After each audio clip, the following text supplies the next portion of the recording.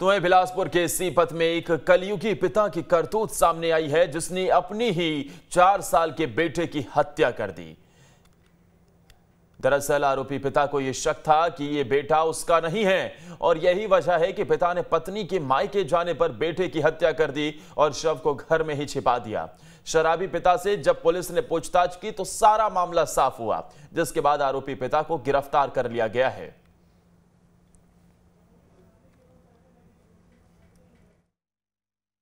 ऐसा बताया गया घर वालों के द्वारा कि बच्चा रात में गायब हो गया था और उसकी सूचना उन्होंने पुलिस को नहीं दी थी। अपने स्तर पर खोजबीन कर रहे थे, गांव वाले और परिवार वाले सब मिल करके उसको खोज रहे थे।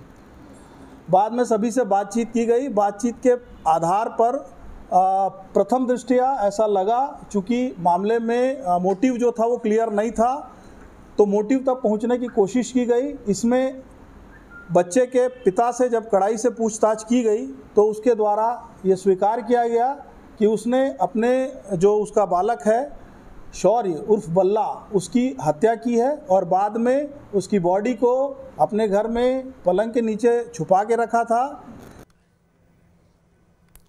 तो वहीं अंबिकापुर शहर के बाल संप्रेषण गृह से फरार हुए 3 अपचारी बच्चों को पुलिस ने पकड़ लिया है। दरअसल बाल संप्रेषण गृह में रह रहे करीब 15 बच्चों को कोरोना संक्रमित पाया गया था, जिसके बाद उन्हें बाल संप्रेषण गृह के बगल वाली बिल्डिंग में आइसोलेट किया गया था, जिसका फायदा उठाते हुए कोरिया जिले के 2 और सरगुजा जिले के 1 अपचारी बालक फरार हो गया था।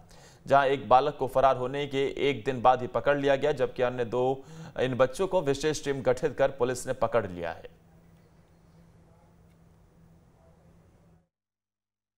2 दिन पूर्व थाना गांधीनगर अंतर्गत जो बाल संप्रेषण गृह है, वहाँ से विधि से संघर्षरत जो बालक हैं वह 3 बालक वहाँ से फरार हुए थे, जिसमें से 2 कोरिया के और 1 अजरिमा क्षेत्र अंबिकापुर के निवासी थे। ऐसी सूचना प्राप्त होने पर तत्काल एक विशेष टीम गठित करके उसे खोजबीन और उसका पता तलाश किया जा रहा था, जिसे कल तीनों ही जो विधि से संघर्षरत बालक हैं उन्हें पकड़ने में सरगुजा पुलिस को सफलता मिली है। तो वहीं दुर्ग में अवैध प्लॉटिंग के खिलाफ नगर निगम भिलाई ने कार्रवाई की है। दरअसल कोहका भेलवा तालाब के पास अवैध प्लॉटिंग हो रही थी, जिस पर नगर निगम ने जेसीबी से अवैध बिल्डिंग स्ट्रक्चर को तोड़ दिया है। आपको बता दें कि ये जहां प्लॉटिंग की जा रही थी वह मुख्य सड़क से लगी हुई कीमती जमीन है, जिस पर अवैध प्लॉटिंग की जा रही थी। साथ ही अवैध प्लॉटिंग करने वालों को नोटिस दिया गया है।